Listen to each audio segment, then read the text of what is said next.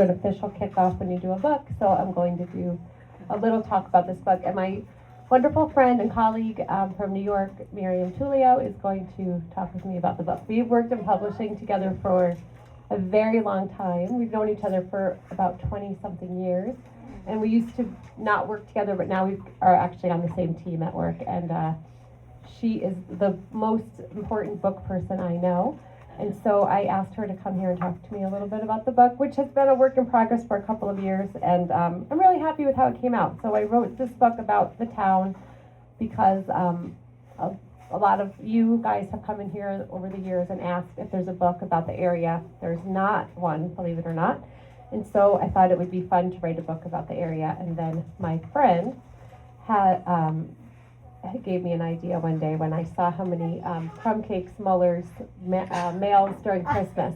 And then all of a sudden the idea of the story came into my head. So after I'm done talking, we have samples of Muller's crumb cake for everybody.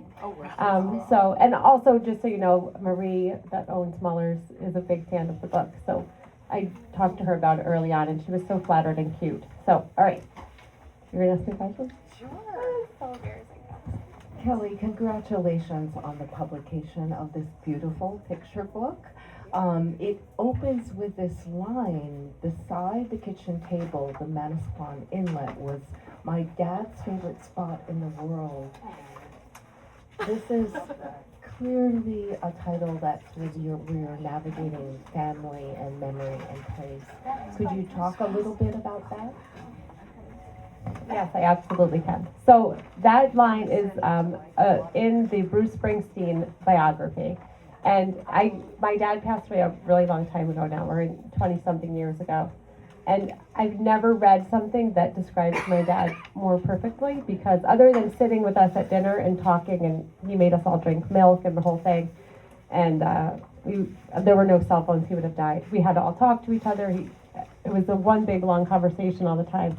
But if we weren't sitting at the dinner table, the other place he liked to be with us was Manasquan Inlet. So, thanks, you're going to make me cry right away. But watching all the families come here, since we've had the bookstore, and have all their memories in the summer, and have a spot where they can sit and like people color shells and kids color and to sit with their grandmothers or their moms when they read books. Such a loud world, and so I love that it has that same feel as the Inlet. We would go there a lot of times at night after he got home from work, and my mom's here, she would pack up some food and we would go sit there and eat and just hang out, and it's truly one of the best places to be with the people you love. So I'm happy that I got to write a book about the area for mostly that reason. Thank you so much for sharing that. So in many ways, this is a book about place, and there are many places that are featured in this work. Would you be able to share a little bit about some of the highlights, the landmarks? Yeah, sure. So the Inlet definitely is one of the best places. The boardwalk itself with the rides, you know, when you're young, like that's all you wanted to do was go on the rides nonstop. So Hoffman's has the best ice cream. Muller's is such a great place to get, so I'm going to talk about Muller's for 1 second. My mentor in publishing is a mutual friend of Miriam's and mine. And I met her a really long time ago, and she was the first person who hired me in publishing. And we've been friends since my oldest son is 25, and I didn't even have kids yet. And she and her husband, he died right 2 days before the lockdown started. And so they were married for 45 years. He was a wonderful man, and their first date was at Muller's. So when I read this book to her, she started crying, and I knew that they had spent time in the area, but I didn't know that. So to me, that's like the most special part of the book because it brings everybody back to like a long time ago. So. Oh, that's such a powerful story and personal one. And so much of this is about your personal experiences. Would you, and it's also, there's a point where conversations really come up, insights that your father had passed on. Would you be able to speak to that? Sure. So we all know the area. We all walk around and we see the benches that have people's names on them of people that we, used to be able to spend time with at the beach. And I think a lot of the thing that people love about this area is that so much changes, but so much doesn't change. So there's so much that like stays the same. So you can have a memory, you can go back to a certain bench, or you can go back to a certain rock even, and be like, this is where this happened, or this is where that happened. My brother and I, he's a couple years older than me. Our biggest fight ever in our entire life was over a chipwich in Manasquan, and I will never let him forget it. But I remember exactly where it happened, and the spot looks exactly the same. He still doesn't think it was a big deal, but I do. So I think that it's nice to know that there's some things that don't change.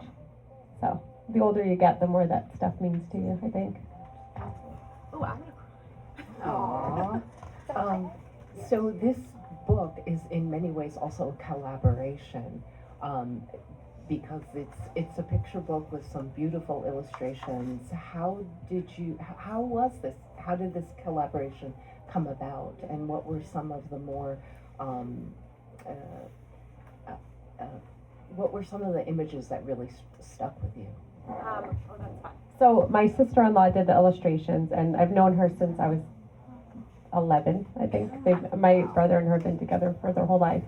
And she's an incredibly good artist, but she is the biggest procrastinator on the whole planet. And she's very slow, but she does a great job. And I said, Colleen, you're really, really talented. And if you just put your mind to it, we can finally get something for you to showcase how good you are at stuff. And so I would send her pictures, like the flip-flops in the sand, like that's one of my favorite memories. You would get to the beach and you would just throw your shoes and not care about them all day. And so there were some images, I sent her tons, and then we talked about the ones that meant the most. And like the lifeguard stand being down means like, oh, it's like sad, the beach is closed, it's winter or whatever. Like little things like that mean a lot. And the Queen Mary, like watching that go out, all that stuff is like memories from childhood and even from now. And so it was fun to get some of the pictures in there. One of the pictures that came later was on the back was the balloon man, which is so cute. So a couple of people I know, and a wonderful friend of mine is a realtor in Bayhead, and we talked about the book, and she said, oh, one of my favorite memories. And then another woman from Bayhead said the same thing. One of her favorite memories was this man who used to stand on the corner by the church. And for 5 cents after church every week, he would sell balloons. And he would go up and down like all the beach towns, and he would just sell balloons. And she said every Sunday that's what they looked forward to was the balloon man. So then both of those women went into like their attics or wherever and found pictures of the balloon man and then sent them to me. And then I sent them to my sister-in-law, and she did a really good job with that. So that was fun. Yeah, so if you're wondering who that random guy is, and if you're wondering why we have all the balloons, that's fun. So they're only 5 cents. So much of this book is about memories as well. Are there other memories that you'd like to share that are your favorite ones? Yes. So then there's another part of my life with the beach, and which is another reason why this book is important to me, is that my 3 sons, I think 2 of them are here, we still do, but we spent our whole life together on the beach. They played wiffle ball till you couldn't even see the ball anymore. They would be in the water all day. I must have yelled at them to not go out so far 700 times a day, and they were like, oh my God, but that was fun for us. Like we would go in the winter, we would take a walk on the beach in the winter, we would color shells for like hours at a time. And so now my sons are in their 20s, now they help me run the bookstore. So this is for them too, because they were my favorite people to spend time with on the beach, other than them going out too far and making me nervous. How has writing this book changed you? Oh, Miriam. Well, it was nice to finish a project that I wrote. I've started writing a bunch. I've always written a lot in my life. I was always like the journaler of our family stories. I used to write stories for my dad and my mom. So I liked getting it done. It was fun. I am such a You make us all cry. It's truly a love letter to family and also to place. And you have deep roots here. What, since you are a storyteller and you have produced this book, what do you see as far as, potentially writing in the near future? Did someone ask you to ask me this question? I'm just kidding. So, it's hard not to write when you have it in you. So, a lot of things I've been writing lately are like things I've learned through books I've read and how books I've read have connected me to other people. And in my opinion, there's no better way to meet somebody is over a book. Like you can learn more about a person talking about a book than you can in knowing them for years. We have the best book club in this bookstore, and we have all learned so much about each other just from the way we react to like a character in a book. Like you don't know. I mean, it's just so fun.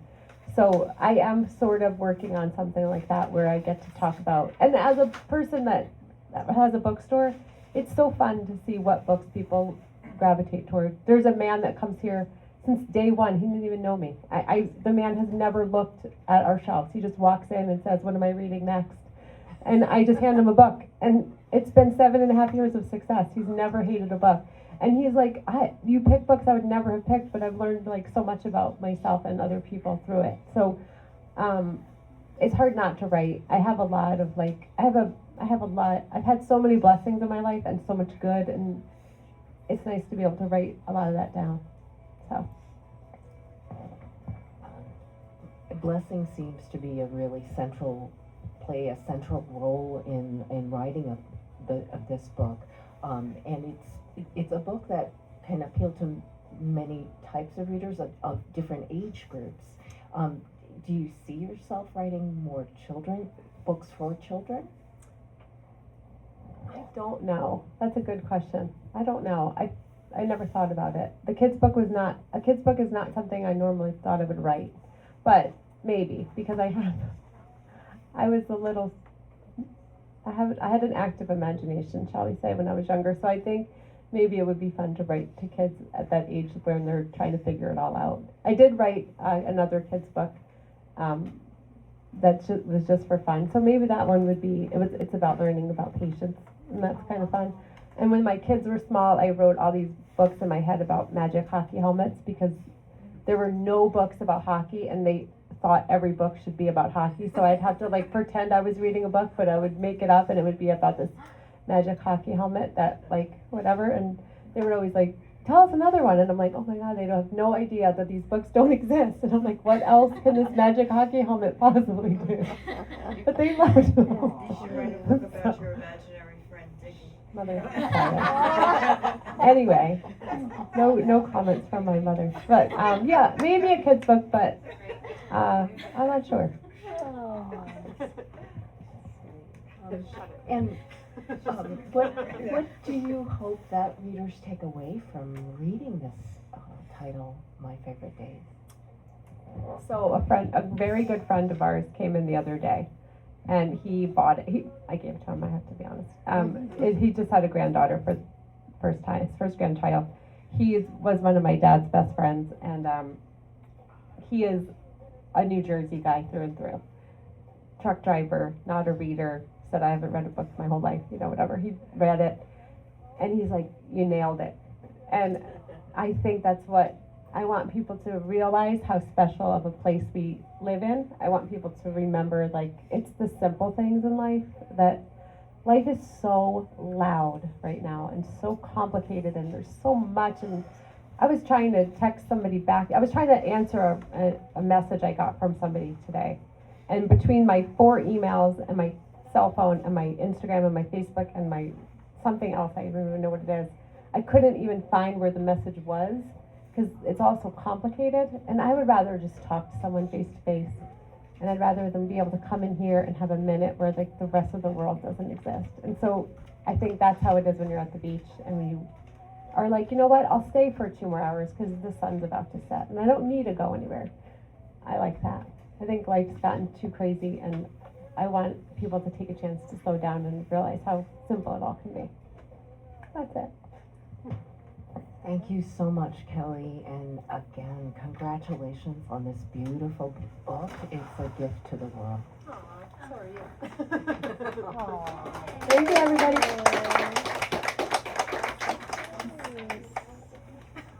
Are you signing books? I signed one.